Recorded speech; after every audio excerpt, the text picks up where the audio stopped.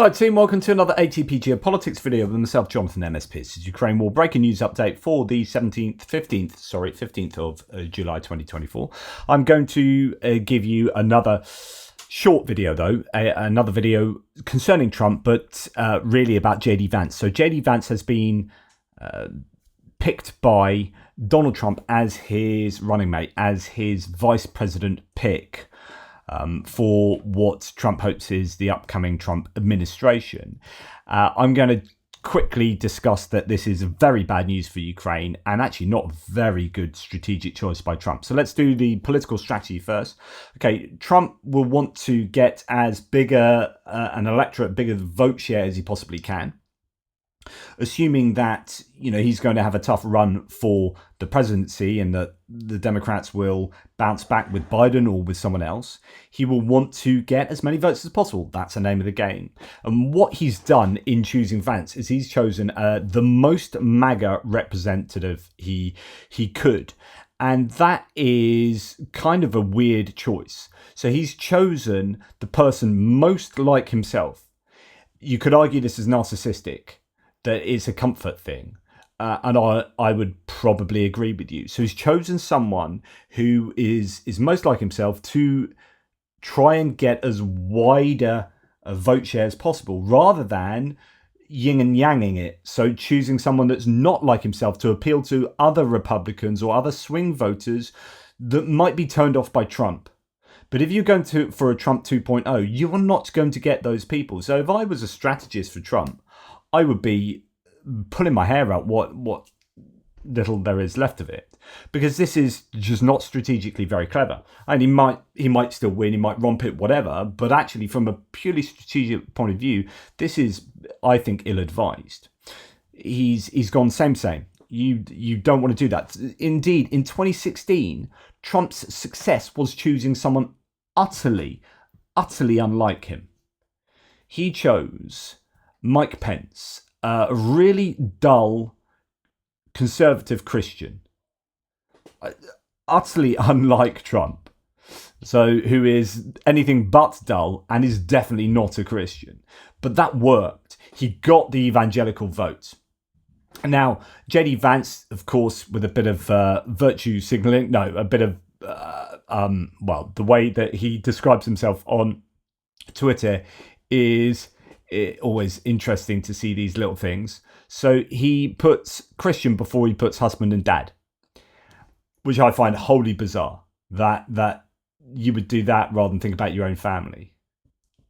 But, if you're going to put husband and dad, I don't know, I'd maybe put that first. But he puts Christian first because that is how he likes to identify himself to people coming along. Okay, that's who you are. Right, I like you because you're a Christian. So that's how it worked with many of the Republican supporters of voters.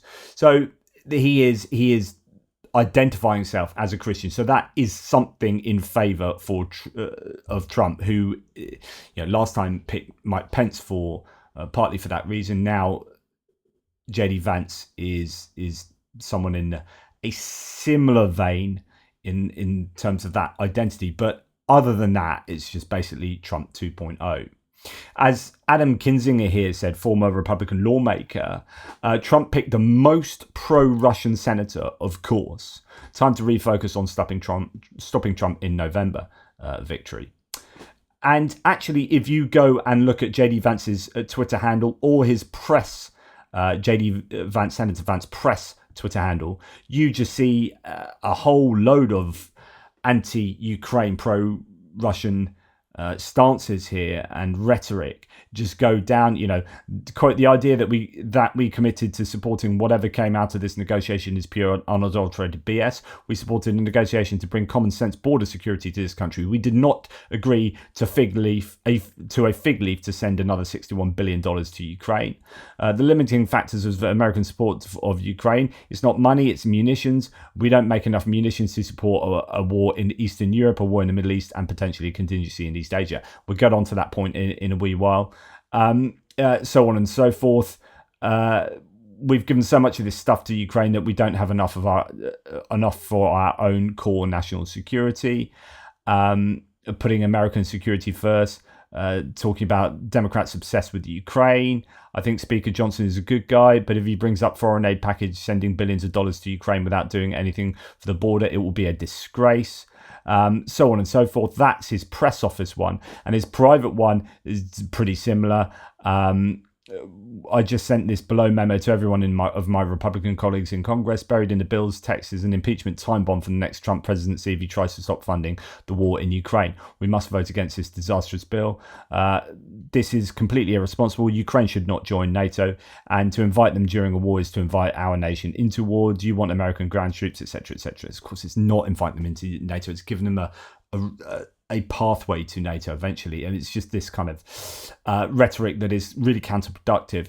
Anyway, you just go down here, you put in Ukraine in an advanced search and search all his tweets for Ukraine, and you just get a complete sense of who he is and where he stands on Ukraine. He's just MAGA anti-Ukraine, and that I think is challenging. He wrote certainly for Ukraine, he wrote an opinion piece in the New York Times, The Math on Ukraine Doesn't Add Up, which was taken to pieces by actually an article in The Hill by a political scientist who took it to task in a pretty comprehensive rebuttal there. But yeah, this is who JD Vance is. So interestingly, JD Vance was not a fan of Trump. So back in 2016, as Reuters says here, publicly he called Republican presidential candidate an idiot and said he was reprehensible. Privately, he compared him to Adolf Hitler. Indeed, if we look to this Guardian article, when Trump first ran for office, Vance's eventual nomination to run alongside him would have seemed implausible. Vance, a venture capitalist who rocketed into the public eye with the 2016 memoir turned Netflix movie Hillbilly Elegy, was once among Trump's conservative critics. Quote, "I'm a never Trump guy.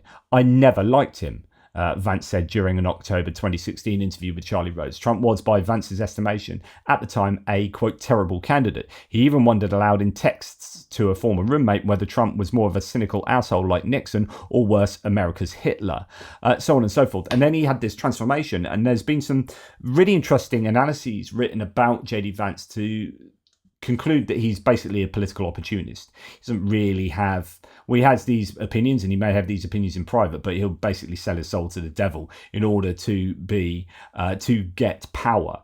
And he has undergone these transformations, and he's done this a number of times throughout his life and career in order to advance himself in terms of political power. So it's not surprising that he has done a volte-face on Trump, as he's seen which way the wind has been blowing. And as a result, he has become Trump's nominee by basically flattering Trump, by being so like Trump that it by extension flatters Trump. And the narcissism of Trump means that flattery gets you everywhere. This is bad news for Ukraine. This is, I think, the most naive choice for Trump, but he will still be. The thing about Vance is that he's quite a good public communicator of MAGA, where someone like Marjorie Taylor Greene can put a lot of people off the MAGA world and the MAGA worldview. If you put her on the TV, like sounding off, she just sounds to many people like an utter wingnut. You put JD Vance on, and he's like your sensible MAGA man. And so he will have much greater purchase with the swing voters, possibly, than someone like Marjorie Taylor Greene. I don't think he'll have as much purchase as someone like Marco Rubio, maybe Doug Burgum. I don't know. These others who might have been in the mix. I mean, Nikki Haley never would have gone for it. But, that to me would have been the ideal selection, because you would have got those Reagan Republicans back, but then I don't know where it would have gone, that kind of administration, with regard to Ukraine, for example. She's really strong in it. Trump appears to be very anti-Ukraine. So anyway, anyone who is a subscriber, a member, a watcher of my videos, who still is a massive fan of Trump and thinks that Trump is going to be good for Ukraine, I still don't know. I still don't know how you can hold that view. I just don't get it. And so those people will be probably having to do mental gymnastics in order to contort themselves into still believing that's the case, or they will have to just drop Ukraine being something that's good for the US to remain involved in, and they'll just have to go all in for Trump. Or, if you're nuanced, you can say, I really want Trump and I really want Vance, but I know they're going to be bad for Ukraine, and I still like Ukraine and I still want them to succeed, but I know that we're not going to be helping them. Fair enough, but if you're not fair enough, I still think that's thoroughly problematic, but is honest.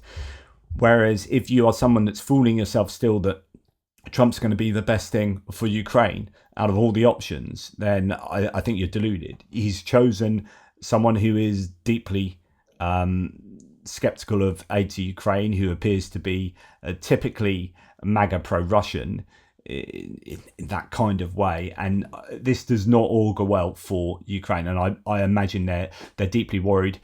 The whole I had someone like criticize me today for doing a video on the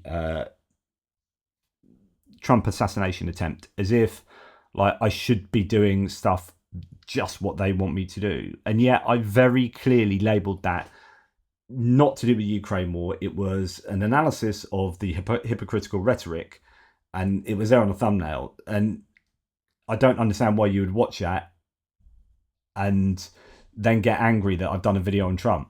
Like, I just don't get it. It's like, well, don't watch a video. So, yeah, anyway, this video is about JD Vance. And if you're really annoyed that I've done a video on JD Vance and Trump, then you probably shouldn't have watched it.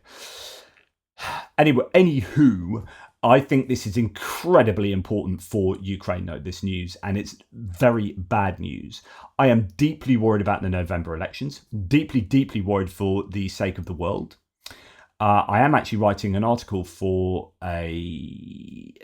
possibly a resurrection of my previous writing establishment. That is basically, we're not going to hell in a handcart, we're going to the apocalypse in the Tesla. That's going to be the title of the article. But I'm deeply worried about the future of the world, and I think November is one of the most important dates in modern history, the November election. And I can't tell you how worried I am, and that's why I will continue to talk about it, especially as it pertains enormously to Ukraine. Anyway, that's enough from me waffling on. That's the news. It's JD Vance. I predicted it would be. I said it's either going to be Marco Rubio or JD Vance. It should be Marco Rubio, but I bet you my mortgage is going to be JD Vance, and it turns out it's JD Vance. Who knew? So that's that. Let me know what you guys think. It'll be really interesting. Take care. Speak soon.